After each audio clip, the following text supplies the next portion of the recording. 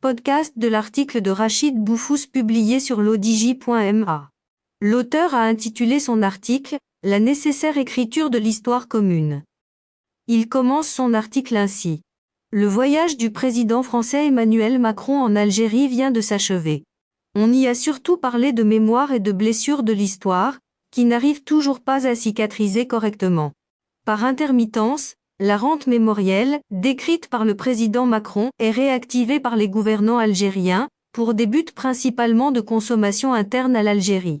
Cela agace plus d'un titre la France, qui tout en reconnaissant les atrocités de la guerre entre les deux pays, ne veut pas s'excuser, car elle considère que cela serait une immense humiliation. L'Algérie quant à elle, tient mordicus à ses excuses, qu'elle estime nécessaires pour tourner la page de la colonisation de la France dans ce pays et qui a duré 132 ans. L'auteur poursuit son article ainsi. Devant une si longue incompréhension de part et d'autre, il était nécessaire d'avancer, car cela déteint sur les relations entre les deux pays et par ricochet, sur celles des pays voisins dont le Maroc en premier plan. Cette fois-ci les deux pays ont décidé d'instaurer une commission d'historiens pour réécrire le récit franco-algérien, et la France s'est engagée par la voix de son président à ouvrir toutes ses archives militaires et civiles afin de permettre ce travail de mémoire.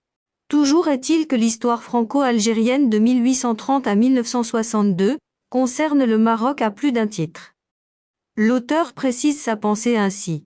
Nous voulons savoir, au Maroc, dans quelles circonstances l'émir Abdelkader vint demander de l'aide au sultan de l'époque, Moulay Abderrahman ibn Hicham, et dans quelles circonstances aussi se déroula la bataille d'Ili contre la France en 1844, qui vit le Maroc spolié, déjà, de certaines de ses terres ancestrales.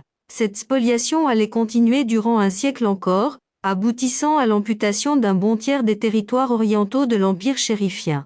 Ainsi, nous voulons savoir, dans quelles circonstances les territoires du Toit, du Gourara, d'Insala, de Tidikelt, de Béchar, de Regan et de Tindouf ont été ôtés au Maroc à la fin du XIXe et durant le XXe siècle par la France, pour être ajoutés au territoire algérien.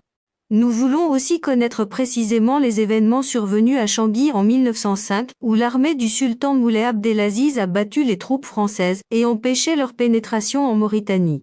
Nous voulons savoir dans quelles circonstances les troupes armées françaises venant d'Algérie occupèrent la ville d'Oujda, en territoire marocain, en 1907. Nous voulons que la France dise dans quelles circonstances elle a détourné d'elle-même, vers Alger, l'avion royal marocain qui transportait les chefs de la révolution algérienne à Tunis et qui étaient les invités du sultan Mohamed V.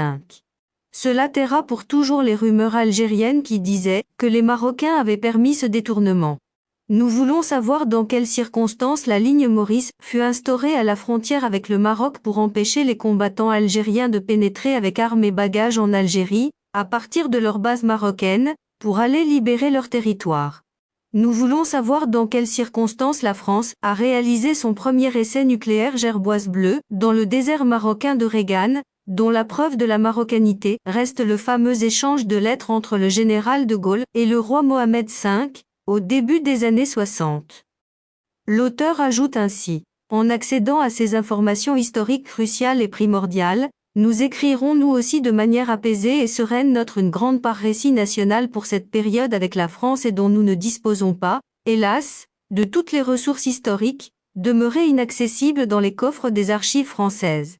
Nous voulons juste remettre les choses dans leur contexte, en dévoilant des vérités historiques qui ne doivent plus souffrir de contestation de quelque bord que ce soit. En faisant cela et en associant des historiens marocains à ce travail de recherche historique avec l'Algérie, la France ferait œuvre de grandeur d'âme et prouverait la sincérité de sa démarche d'écriture de son histoire avec les pays d'Afrique du Nord.